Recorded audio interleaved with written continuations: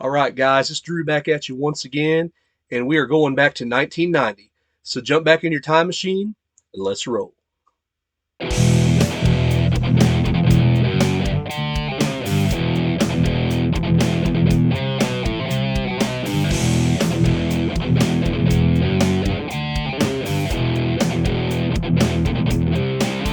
All right, guys, so a few weeks ago we had my picks for my favorite movies of 1987. We're jumping forward in the time machine a few years to 1990.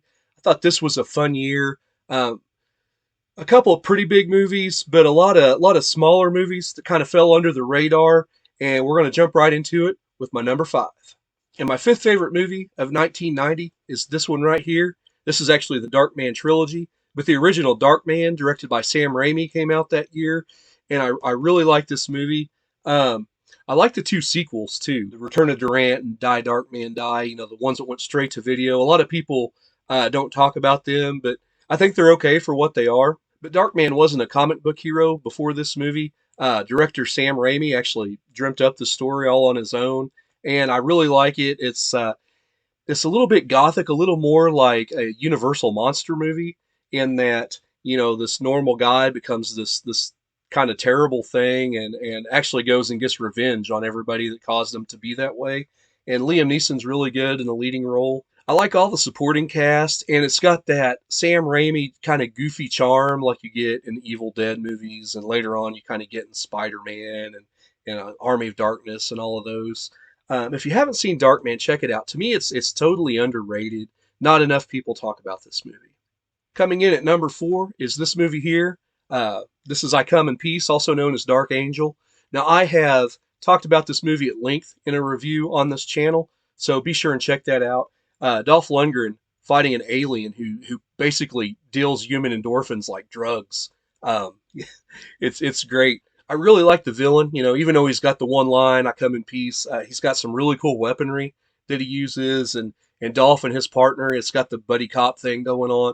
They have to fight their way around that. It's just an amazing movie, and I don't think enough people talk about this one either. Last I knew, it was on Tubi, so be sure and check that one out. I Come in Peace.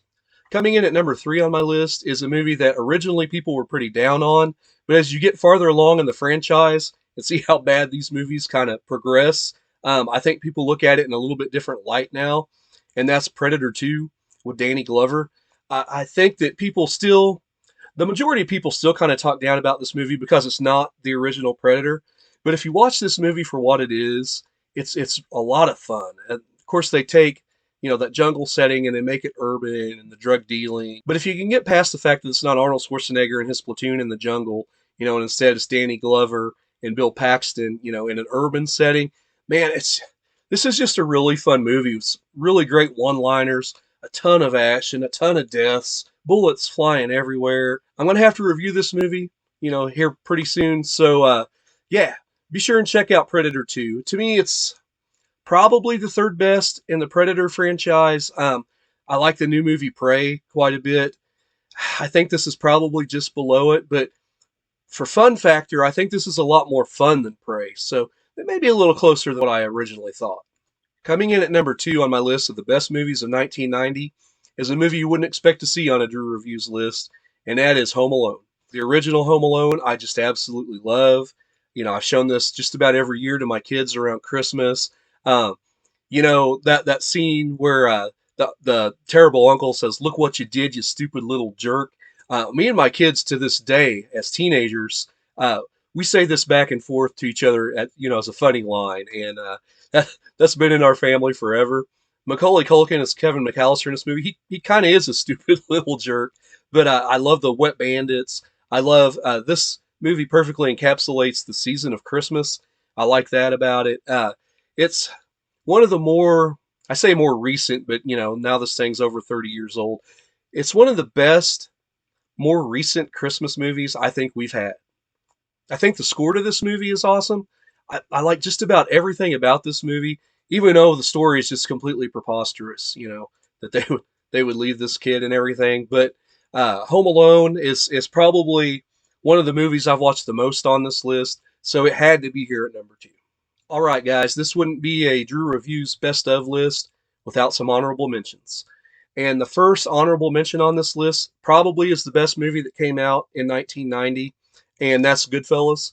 And I do like this movie quite a bit, but like Full Metal Jacket in my 1987 video, and like Platoon in my 1986 video, this is a movie that I have to be in the right mindset to watch. I have to be in the right mindset to sit down and watch, a 2.5 hour long gangster movie. And that happens maybe once every other year or so. So I had to look at my list over here and be like, yeah, do I put it above this and this and this and this, even though it's this far superior movie? And the answer is no. So I mean, you can chastise me in the comments all you want for that, but that's how I feel about that. Love Goodfellas. It is a good movie.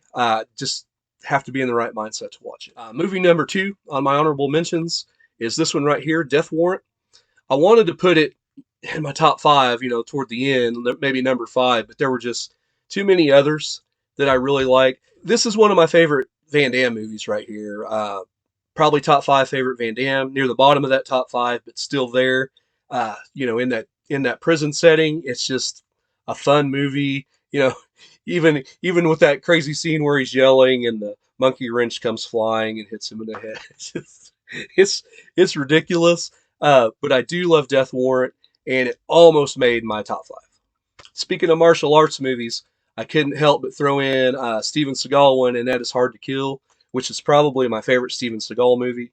I like it quite a bit. It's right there with Under Siege as my top, so I'm not sure which would win out there in a battle.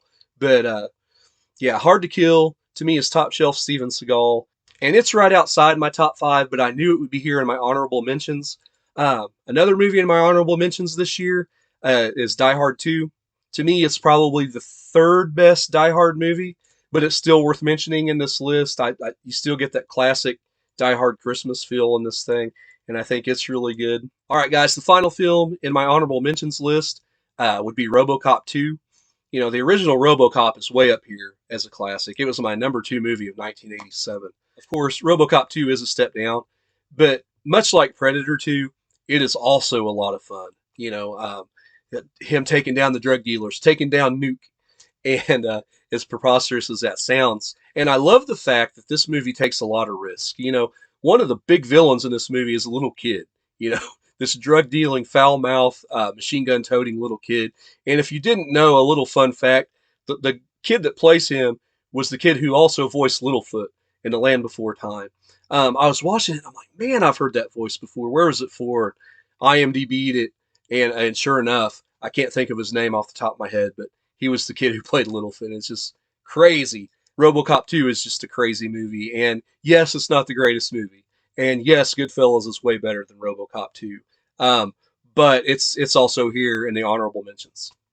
All right, guys, and that leads us to the top of the list. What will be Drew's top movie of 1990? And if you've watched this channel at all, you can probably figure it out. That's Paul Verhoeven's Total Recall, starring Arnold Schwarzenegger, Michael Ironside, Sharon Stone. Just a great movie. So many good characters in that movie. Benny with 5 kids to feed, and Cohagen, robbing the people of Mars and their air. This movie was adapted from a short story called We Can Remember It For You Wholesale by Philip K. Dick, who you'd also know who wrote Do Androids Dream of Electric Sheep, which became Blade Runner.